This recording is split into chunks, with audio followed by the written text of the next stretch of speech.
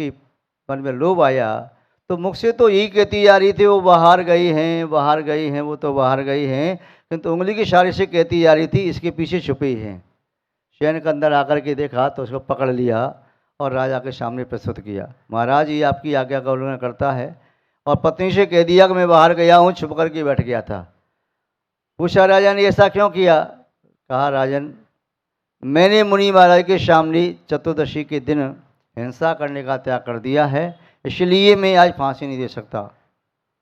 चांडाल के भी व्रत होते हैं क्या? फांसी नहीं देगा, राजा का उल्लंघन करेगा क्या? महाराज आप कुछ भी कहो, किंतु मैं अपने व्रत को नहीं तोड़ूंगा। व्रत को नहीं तोड़ोगे तो तुम्हें भी दंड मिलेगा, और राजपुत्र को और सनातन को दोनों को बांध करके उस तालाब में या जलाशय में फेंकवा दिया। वह यमपाल चांडाल जो था, व्रत के प्रभाव से देवों ने आकर के सिंहासन बना दिया और उसकी पूजा करने लगी देव। और जो राजकुमार था उसको जलाशय में डाला था, मगरमच्छ उसे खा गए।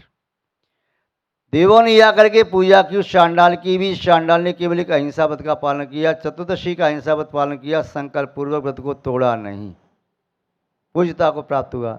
ऐसी सत्यानुव्रत, अचौर्यानुव्रत, परग्रह ब्रह्मचर्य अनुव्रत, परग्रह परमाण अनुव्रत, इन पांचों व्रतों की भी कथाएं आचार्य समत्व स्वामी जी ने कही हैं। अलग अलग व्यक्तियों के नाम बताए। धनदीप सत्यवल्ली में, वार्षेण अचौर्यानुव्रत में, नीलीबाई ब्रह्मचर्य व्रत का पालन करने में, और जयकुमार परग्रह के प्रमाण में अपने व्रतों का उल्लंघन नहीं किया। एक एक व्रत में विशेषता धारण करने से ये प्रसिद्धि को और पूजा अतिशय को प्राप्त हुए। तो यहाँ पर भी कह रहे हैं कि एक एक व्रत के द्वारा भी यह जीव स्वर्ग की विभूति को प्राप्त करता है, पुनः वहाँ से आकर के राजा अधिराजा महाराजा आदि वैभव को प्राप्त करता है, और यह व्रत का पालन करते करते अपने पूर्व भव के बांधे हुए पाप कर्मों की निजरा करता है।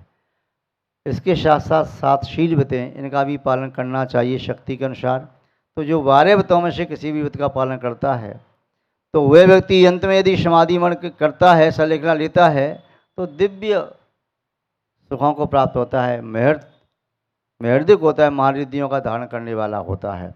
इसलिए सावकों को अपनी शक्ति के अनुसार सावकों के व्रतों का, अनुव्रतों का, शील व्रतों का पालन अवश्य करना चाहिए। इस प्रकार आचार्य मोदी ने कहा। तो सिद्धि का आशय 2 अर्थ है। एक तो सिद्धि यानी मोक्ष को प्राप्त करता है कालांतर में, और दूसरा अर्थ दिव्य सिद्धियाँ, देव अवस्था में जो देवों के द्वारा प्राप्त होने के योग्य ऐसी रिद्धि और सिद्धियों को प्राप्त करता है। कौन? जो अनुव्रत और शीलव्रत का पालन करता है, ऐसा वह पुण्यवंत भव्य श्रावक व श्राविका। मनोवचन कायैर्यो, मनोवचन कायैर्यो, मनोवचन कायैर्यो न जिंघासति देहिनः, न जिंघासति देहिनः, न जिंघासति देहिनः, स स्यात् गजादि युद्धेषु, स स्यात् गजादि युद्धेषु, स स्यात् गजादि युद्धेषु जय लक्ष्मी निकेतनम, जय लक्ष्मी निकेतनम, जय लक्ष्मी निकेतनम। एक एक शब्द को देखें। मनो मन, वचन वचन, काय ही काया, तृतीया का बहुवचन लगाने से मन के द्वारा, वचन के द्वारा और शरीर के द्वारा, यो यानी जो, न नहीं, जिंगा सती मारता है, नष्ट करता है, घात करता है। किसको? देहीन संसारी प्राणियों को। जो कोई भी भव्य जीव मन से, वचन से, काय से किसी भी जीव की हिंसा नहीं करता, शरीर से उसके शरीर का घात नहीं करता, वचन कटुक बोल के उसका मन नहीं दुखाता, और अपने मन में उसके प्रति बुरा भाव भी नहीं रखता किसी भी जीव के प्रति, स वह भव्य जीव जिसने मन वचन काय से हिंसा को छोड़ दिया है, स्यात् प्राप्त करता है, स्वमानी वह प्राप्त करता, क्या प्राप्त करता है? गजादि युद्धेषु, बड़े बड़े महायुद्ध हो रहे हैं, यहाँ हाथियों से युद्ध हो रहे हों, घोड़े से युद्ध हो रहे हों, रथ पे बैठ के युद्ध कर रहे हों, दिव्य अस्त्र से युद्ध हो रहे हों, ऐसे महान भयंकर युद्ध में भी जय लक्ष्मी निकेतनम, विजय लक्ष्मी को प्राप्त करता है, विजय लक्ष्मी के सदन को प्राप्त करता है। अर्थात जिसने जीवन में हिंसा नहीं की है उसे अगले भव में ऐसी राज विभूति प्राप्त होती है कि वहाँ पर भी हिंसा किए बिना शत्रु सेना को जीतने में समर्थ होता है। शत्रु सेना स्वतः ही आकर के नतमस्तक हो जाती है। हिंसा का त्याग करने वाला व्यक्ति, अहिंसक हुए व्यक्ति तीनों लोकों में अभय अवस्था को प्राप्त होता है। एक जीव का प्राण घात करने से इतना पाप लगता है, उस पाप से उऋण होने के लिए, मुक्त होने के लिए यदि सुमेरु पर्वत के बराबर सोना दान में दे दिया जाए और पूरे जम्बू द्वीप के बराबर पृथ्वी का भी दान दे दिया जाए, करोड़ों गायों का या स्वर्ण आदि का दान भी दे दिया जाए, तब भी ये सब दान का पुण्य उस एक जीव के घात के पाप की बराबरी नहीं करता। अर्थात इतना सारा पुण्य भी इस पाप को धो नहीं पाएगा। तो इसलिए यदि हम सुख चाहते हैं तो दूसरों को सुख दें, अर्थात उसके प्राणों की रक्षा करें। जो कष्ट हमें अपने लिए नहीं चाहिए वैसा कष्ट हमें दूसरों को भी देना नहीं है। हम चाहते हैं हमारे शरीर को कोई क्षति न पहुंचाए, हम चाहते हैं हमसे कोई कर्कश, निष्ठुर, परुष, निंद्य, सावध्य वचन न बोले। तो अहिंसा जब तक चित्त में है तब तक वह अपनी मारने वाले की भी रक्षा करेगा, सबके कल्याण की हित की भावना भाएगा। और जैसे ही अहिंसा धर्म चित्त में से निकल गया तो अपनी रक्षा करने वाले, पालन पोषण करने वाले, जन्म देने वाले का भी घात कर दे। वचनों की कटार से, वचनों के बाण प्रहार से, वचनों के चाबुक से भी घात होता है, और शरीर की क्रिया से भी घात करता है, और मन में बुरे विचार करके भी घात करता है। तो हिंसा यह सर्व पाप का मूल है और अहिंसा धर्म का बीज है। इसलिए कहा अहिंसा परमो धर्म। तीनों लोकों में, तीनों कालों में अहिंसा से बढ़कर के कोई दूसरा धर्म न था, न है, न हो सकेगा। अब सत्यानुव्रत के संबंध में कह रहे हैं, सुस्वर स्पष्ट वागिष्ठ, सुस्वर स्पष्ट वागिष्ठ, सुस्वर स्पष्ट वागिष्ठ, सुस्वर स्पष्ट वागिष्ठ, मत व्याख्यान दक्षिण, मत व्याख्यान दक्षिण, मत व्याख्यान दक्षिण, मत व्याख्यान दक्षिण, क्षणार्ध निर्जिता राति, क्षणार्ध निर्जिता राति, क्षणार्ध निर्जिता राति, क्षणार्ध निर्जिता राति, रसत्या विरतिर्भवेत्, रसत्या विरतिर्भवेत्, रसत्यात् विरतिर्भवेत्, रसत्यात् विरतिर्भवेत्, रसत्यात् विरतिर्भवेत्, रसत्यात् विरतिर्भवेत्, रसत्यात् विरतिर्भवेत्। यहाँ पर सत्य अनुव्रत का पालन करने वाला व्यक्ति क्या फल प्राप्त करता है? तो सत्य बोलने से वे परभव में तो दिव्य रिद्धियों को प्राप्त करता है। जिस भव में पालन किया उस भव में व तृतीय भव में वे किस प्रकार के सामर्थ्य और शक्तियों को प्राप्त करता है? तो बताया सुस्वर, सत्य बोलने वाले व्यक्ति का स्वर मधुर होता है, लोकप्रिय होता है, वाणी शीतलता देने वाली होती है, स्वयं के लिए भी और दूसरों के लिए भी। उसकी वाणी चित्त को शांति देती है, ग्रंथियों का विमोचन करती है, शंकाओं का, जिज्ञासाओं का समाधान करती है और सबके लिए हितकर प्रतिभाषित होती है। तो वह सत्य बोलने वाला, मीठा बोलने वाला होता है। उसका सुर यदि दुस्वर है तो सत्य बोलने वाले का पुनः संक्रमित होकर के सुस्वर हो जाएगा। स्पष्ट सत्य बोलने वाला यदि तुतलाता है, हकलाता है, स्पष्ट बोल नहीं पाता, बहुत जल्दी जल्दी बोलता है, बहुत धीरे से बोलता है, बोलते समय ही पसीना आ जाता है, घबरा आ जाता है, या और कोई प्रतिकूलता होती है तो सत्य बोलने के प्रभाव से उसके अक्षर, शब्द, मात्राएं, अनुस्वार, विसर्ग आदि तक स्पष्ट निश्चित होते हैं। और वागिष्ठ, वागिष्ठ का आशय है वह इष्ट वाणी को प्राप्त करता है। जो इष्ट है वाणी, ऐसी वाणी उसे प्राप्त होती है। मतः व्याख्यान दक्षिण है, और वह व्यक्ति व्याख्यान आदि देने में क्या होता है, समर्थ होता है। तथा क्षणार्ध निर्जिता आराती, आधे क्षण में ही शत्रु को, विपक्षी को, प्रतिवादी को परास्त करने में समर्थ होता है। कौन?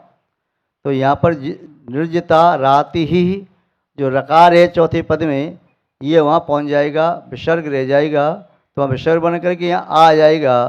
तो निर्जिता राति ही असत्यात विरति, और जो असत्य से विरक्त है वह भवित होता है। क्या होता है? तो ऊपर वाली अवस्था बताई, उन अवस्थाओं को प्राप्त करता है।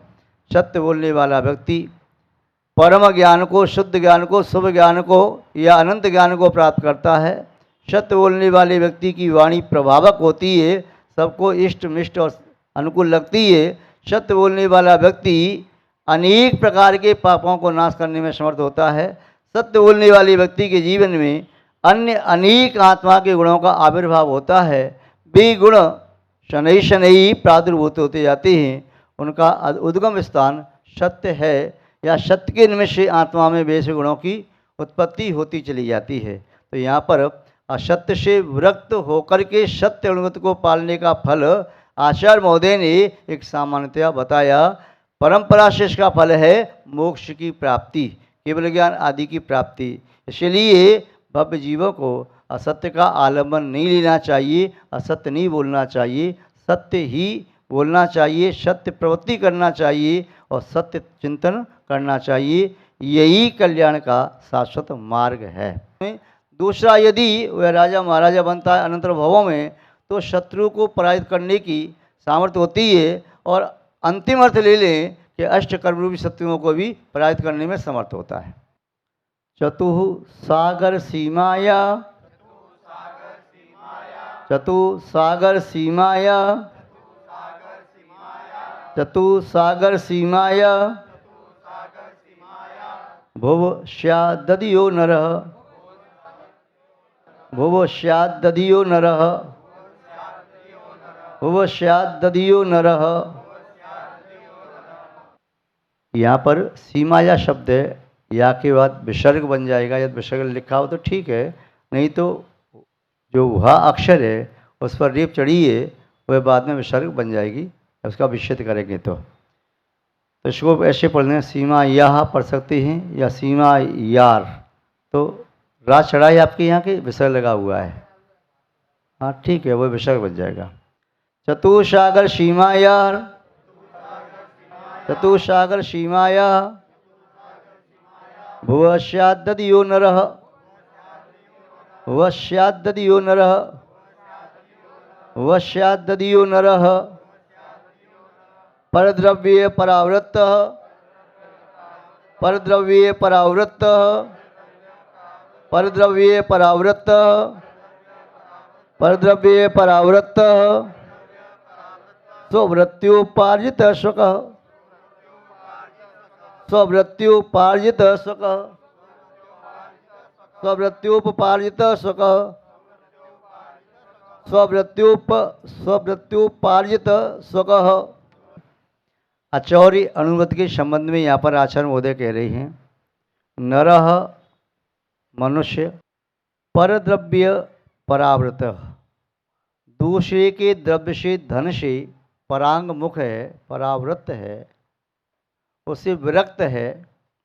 दूसरे के धन को न तो चुराता है, न दूसरे से चोरी करवाता है, न चोरी की अनुमोदना करता है। वह स्वयं के पुरुषार्थ से अर्जित हुए धन को ही ग्रहण करता है। किसी की रखी हुई, भूली हुई, पड़ी हुई या कोई व्यक्ति छीन करके लाया उस वस्तु को वह आपको देना चाहता है, ऐसी वस्तु या चोरी की वस्तु आप नहीं लेते हैं, उसका परित्याग है, तो वह आपका अचौर्यानुव्रत हो गया। अपनी द्वारा उपार्जित किए हुए अच्छे व्रतों के माध्यम से जो पुण्य इकट्ठा किया, स्वतः वह स्वयं व्रतों का पालन करने वाला व्यक्ति चतुः सागर सीमाया, 4 सागरों की सीमा के मध्य जितनी भी वसुधा है, पृथ्वी है, वो समस्त पृथ्वी का अधिपः वह राजा होता है। यूँ कहें कि 4 साइड में 3 दिशा में पानी है, गंगा सिंधु नदी है, इधर लवण समुद्र है।